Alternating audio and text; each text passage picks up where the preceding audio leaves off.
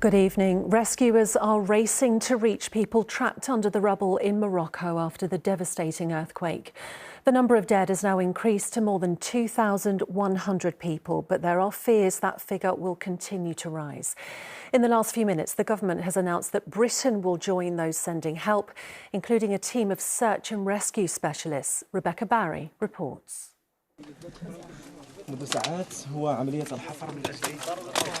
3 people are still in there, beneath what was once a family home. 2 women and a child. Rescue teams now desperately working to stall Morocco's growing death toll.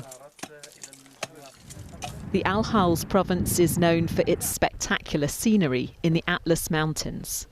Now, this is what's left of its villages, at the epicentre of the 6.8 magnitude earthquake that hit on Friday night, the biggest to strike the country in more than a century.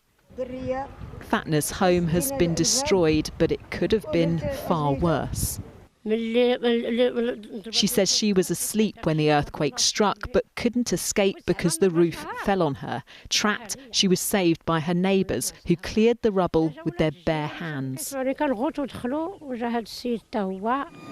international community is stepping in. Here, Spain sending military teams to help. The UK is sending a team of search and rescue specialists.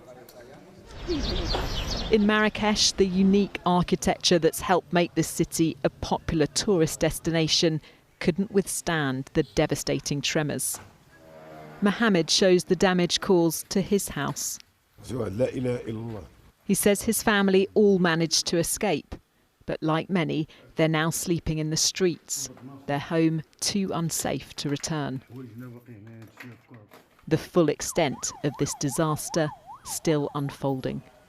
Rebecca Barry, ITV News. Prime Minister Rishi Sunak says he confronted China's premier at the G20 summit in India over what he called Beijing's unacceptable interference in Britain's democracy. It follows news of an arrest of a parliamentary researcher accused of spying for China. From India, here's Romilly Weeks. Rishi Sunak made a dawn visit to a Hindu temple with his wife this morning, but any peace he found here has been rocked by the revelation of the arrest of a suspected Chinese agent. At the G20 this morning, the Prime Minister told me he'd confronted the Chinese premier. In particular, to register my very strong concern about any interference with parliamentary democracy, which is obviously unacceptable. The Foreign Secretary just visited China. Is this the right time to be seeking a closer relationship with the Chinese?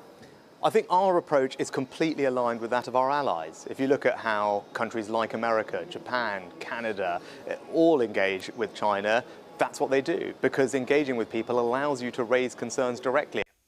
The man, thought to be a researcher working inside Parliament, was arrested back in March with one other under the Official Secrets Act. He's believed to have had access to senior Tories, including Tom Tugendhat and Alicia Kearns, while they chaired the Foreign Affairs Committee.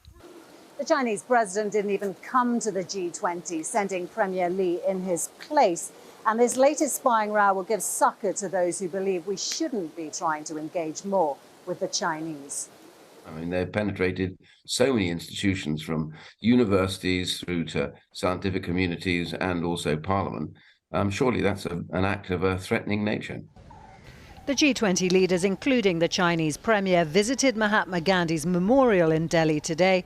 The summit certainly strengthened ties between India and the UK, as well as the US, but there are cracks in the attempt to have a constructive relationship with China. Romilly Weeks, ITV News, New Delhi. Finally, it wasn't to be for Scotland in their opening match at the Rugby World Cup in France. Up against defending world champions South Africa in Marseille, the Scots were undone by 2 second-half tries as the Springboks won by 18 points to 3. Wales play Fiji later this evening. And we will be back at 10:25 after that match. Until then, have a good evening. Bye-bye.